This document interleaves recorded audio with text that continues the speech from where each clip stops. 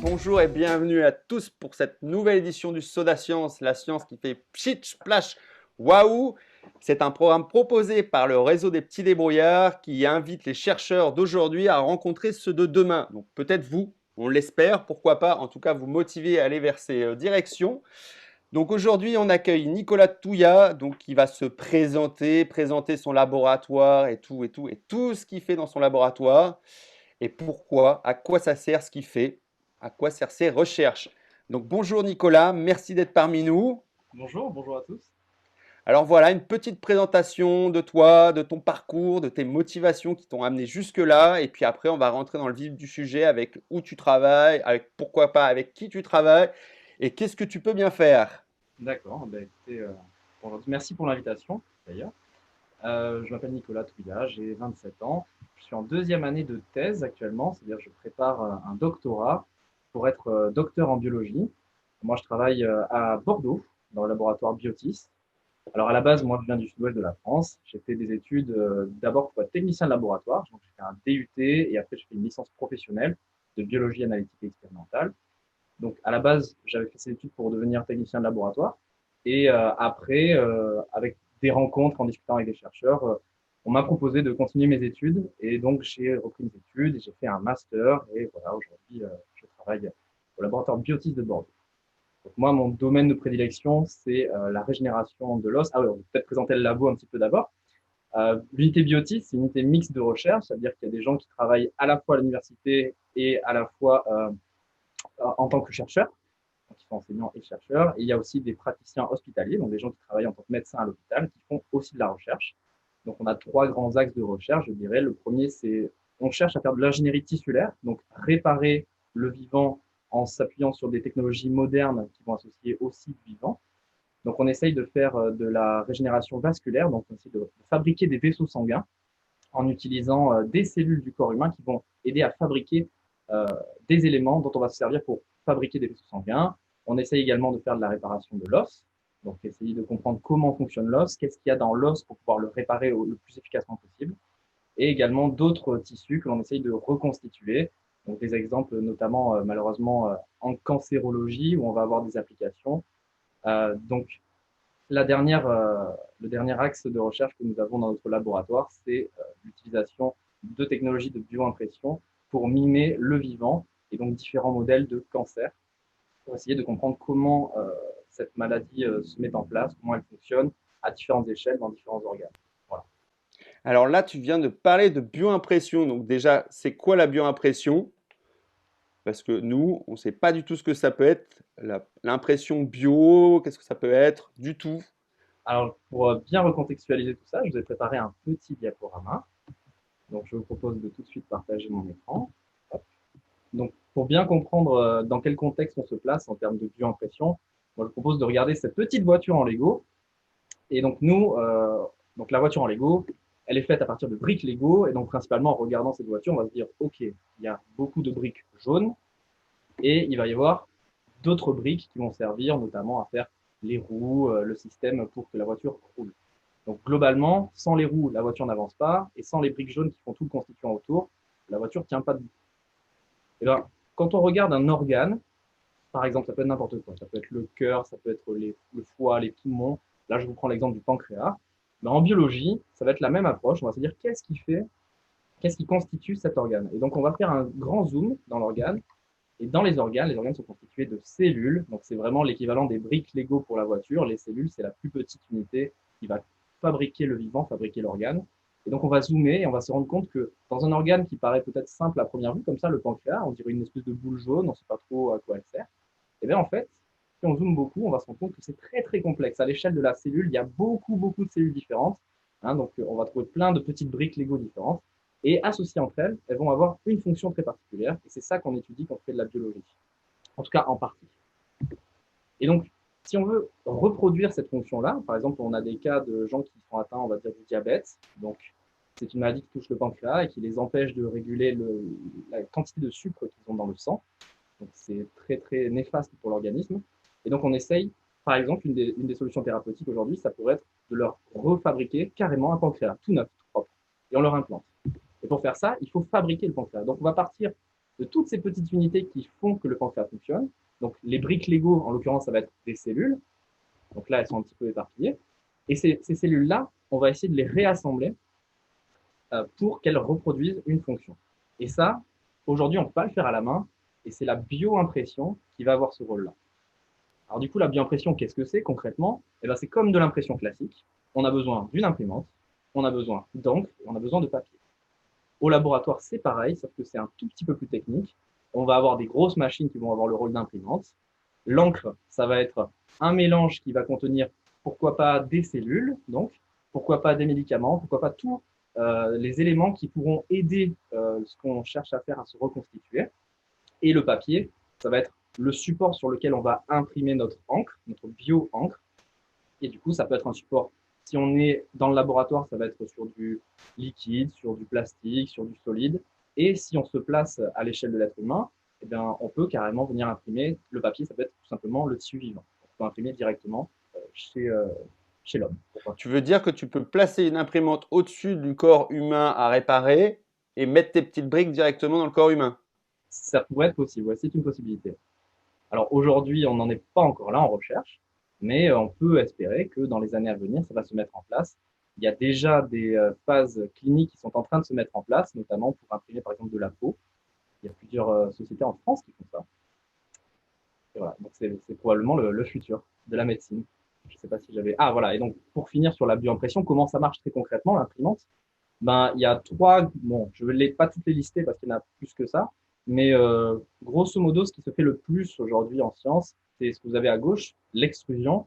Donc l'extrusion, c'est un gros mot, tout ça pour dire que c'est comme, imaginez un tube de dentifrice, on appuie dessus, la pâte, elle sort de l'autre côté, et ben c'est pareil, c'est comme une seringue, voilà, on appuie d'un côté et de l'autre côté, ça sort, et donc vous avez l'encre qui va être imprimée comme ça. Vous avez le jet d'encre, alors je ne sais pas si vous connaissez les Blowpen, ce sont les stylos, on souffle dedans et ça projette des petites gouttelettes. Le jet d'encre, c'est une autre façon d'imprimer et ça marche de ce principe-là. On va projeter des gouttelettes qui contiennent l'encre. Et vous avez la troisième possibilité d'impression qui est le laser. C'est celle que j'utilise moi au quotidien au laboratoire, où on a un rayon laser qui vient frapper une surface sur laquelle on a mis la bio-encre. Et cet impact-là va projeter des gouttes qui contiennent tout ce dont on a besoin. Donc les cellules, je disais tout à l'heure, les médicaments, etc. Alors, tu parles de médicaments, ça veut dire que tu peux envoyer cibler exactement les médicaments où tu veux, ou là où la partie du corps est malade, tu peux envoyer, paf, le médicament qu'il faut, la bonne dose, au bon endroit. Voilà, c'est un des objectifs et une des promesses de la bioimpression. C'est-à-dire qu'aujourd'hui, pour faire certains traitements, comme les anticancéreux, on a besoin d'injecter au patient donc, dans le système vasculaire. Donc, ça passe dans tout le corps, ça passe par le foie, les reins, etc. Et on se dit, si on arrive à trouver une zone sur laquelle on veut injecter vraiment un médicament ou des cellules qui vont vraiment faire le travail qu'on leur demande à un endroit précis, ben on peut le faire avec de la bioimpression. Si on résume, tu joues au Lego au laboratoire avec un laser où tu tapes sur des briques jaunes ou noires et à l'endroit où tu veux pour aller les replacer, les resituer exactement où tu veux. Voilà, et en C'est ça? bioimpression, globalement, ça va être ça. On va jouer sur ces éléments qu'on va venir placer. Donc, tu me posais la question des biomatériaux. Du Les coup, c'est quoi ces biomatériaux, Lego, quoi? Ils voilà. correspondent à quoi? Est-ce que tu joues réellement avec ces Lego Alors voilà, quelle, c'est pour ça qu'on quelle a, taille, quelle taille ils ont, ces Lego voilà, aussi? j'allais dire, c'est pour ça qu'on a besoin de la machine parce qu'à la main, vous pensez bien que, ok, des Lego, on peut les prendre avec les doigts, il n'y a pas de problème. Des cellules, c'est beaucoup, beaucoup, beaucoup plus petit que ça. Pour vous donner un ordre de comparaison, imaginez une fourmi qui serait à côté de la tour Eiffel. Eh ben, on est à peu près là-dessus en termes d'échelle au niveau de la cellule par rapport à un organe ou par rapport au corps humain. Donc, il faut imaginer que c'est tout petit, tout petit. On ne peut pas le voir à l'œil nu, on ne peut pas le toucher vraiment. Donc, il nous faut des outils pour le manipuler. Et du coup, on aimerait bien voir ces outils. Tu n'avais pas des photos, vidéos de ces machines qu'on puisse les voir, alors soit en action, soit fixes, et puis tu nous expliques un petit peu, Tout puisque à tu ne fait. travailles pas qu'avec ton ordinateur, on pense bien. Tout à fait. Alors, je vais repartager mon écran du coup. Hop.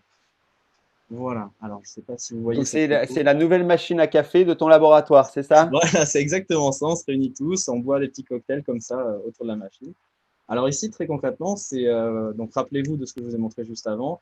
la machine qui fait de l'extrusion, donc vraiment le tube de dentifrice. Ici, vous avez une machine qui a 4 têtes dans lesquelles on peut mettre une encre différente. Et donc, en générant ça avec l'ordinateur, on peut lui demander d'imprimer à la fois 4 bio-encres différentes sur un support donné. Et du coup, on peut mettre 4 types cellulaires différents, plusieurs types cellulaires entre eux. On peut vraiment, entre guillemets, jouer avec ça pour reconstituer le plus fidèlement possible ce qu'on cherche à faire. Donc ça, c'est la régénation. Hop. Si vous êtes curieux et que vous voulez aller voir d'un peu plus près comment ça se passe. Et je vous montre mon bébé, entre guillemets, la machine que j'utilise au quotidien au laboratoire. Ça, c'est la machine avec le laser qui arrive. Donc, on ne le voit pas là, mais à l'arrière, il y a la source laser. Donc, le laser vient, la trajectoire du laser est déviée et elle va arriver juste ici, à cette hauteur. Et donc, à ce niveau-là, on va avoir, donc, ce que je vous montrais tout à l'heure, l'impact du laser sur une lame qu'on va appeler donneuse. Alors, je vous montre l'autre partie de l'appareil. Donc, la source laser vient tout droit ici et va traverser comme ça de façon verticale. Donc ça, c'est ce qu'on voit vraiment en réalité. Et je vais vous montrer le petit schéma pour que vous compreniez bien. Hop, ici, on a la source laser qui arrive à gauche, qui va être déviée, comme je vous le disais avant, qui va atterrir là où on a placé notre bio-encre. Donc notre bio-encre, elle est juste ici. La source laser arrive du dessus. Hop, elle va taper. Et en tapant, ça va projeter une gouttelette de l'autre côté. Cette gouttelette, elle contient les cellules, elle contient les médicaments. Et vous le voyez ici, hop, ça va projeter en bas les petites gouttelettes et faire le motif qu'on veut. Et en fait, ça, c'est super intéressant parce que si on devait le faire à la main, on n'y arriverait absolument pas. Là, sur une échelle vraiment microscopique, on arrive à faire des motifs très précis. Alors du coup, voilà, ça, c'est le laser vraiment quand on zoome dessus. Qu'est-ce qui se passe quand on bio-imprime réellement? Ça va très très vite. Je vais passer la vidéo une première fois en vitesse normale. Donc, il faut regarder ici, au milieu de là où j'ai ma souris. Donc, je lance la vidéo, ça va prendre 2 secondes. Voilà, tac, c'est déjà fini. On va relancer la vidéo et on va la passer un petit peu plus au ralenti. Donc, regardez bien. Là, c'est le passage du laser. Là, on voit, ça commence ici et vous allez voir, il va avoir une forme un peu en anneau, ça, parce qu'on est en train d'imprimer un motif en anneau et donc on l'a vu passer et c'est déjà fini. Et ça dure moins d'une seconde, en fait, ce phénomène-là. Donc, pour vous dire que le laser est très puissant, il est très rapide et que ça prend vraiment une seconde à imprimer. Donc, je la remets hop, à vitesse normale. Encore une fois, tac, voilà. Donc vraiment, le passage du laser, ça va très vite et ça s'imprime en moins d'une seconde en fait. Et du coup, est-ce que tu peux nous remettre le petit schéma? Ouais, Voilà. je reviens un petit peu dessus. On a le laser qui arrive, qui est dévié dans la machine, qui va venir frapper une lame, une couche sur laquelle on a mis notre bioencre. Donc la bioencre est ici. Et le laser, en tapant, il va faire une onde qui va projeter en fait les gouttelettes sur la surface receveuse. Donc ce que l'on veut faire, ça peut être soit on est dans le laboratoire et on fait ça sur du plastique, soit on est carrément dans le vivant et donc ça peut être au sein d'un organisme. Voilà. Du coup, là, tu peux revenir juste sur la bio-encre qu'on la voit bien partir, se détacher. Qu'est-ce qu'on voit là? Ces Ouais. espèces de petits œufs. Alors là, la bioencre, alors c'est une animation qui a été faite par une stagiaire en design graphique qui est venue chez nous, Audrey Ojoula. Donc je la remercie pour son travail. Et ici, on a le laser qui vient frapper, donc c'est le faisceau rouge ici, qui frappe donc la partie, le dos, on va dire, de l'endroit où on a notre bioencre, qui va absorber le choc et qui va le convertir. Et donc, notre bioencre, là, elle est constituée de machins orange, de machins rouge, ici, ce qu'on voit. Donc là, les gros machins, entre guillemets, sont des cellules. Et on a voulu représenter les petits machins bleus et rouges comme des médicaments ou des nutriments ou des choses que l'on souhaiterait imprimer.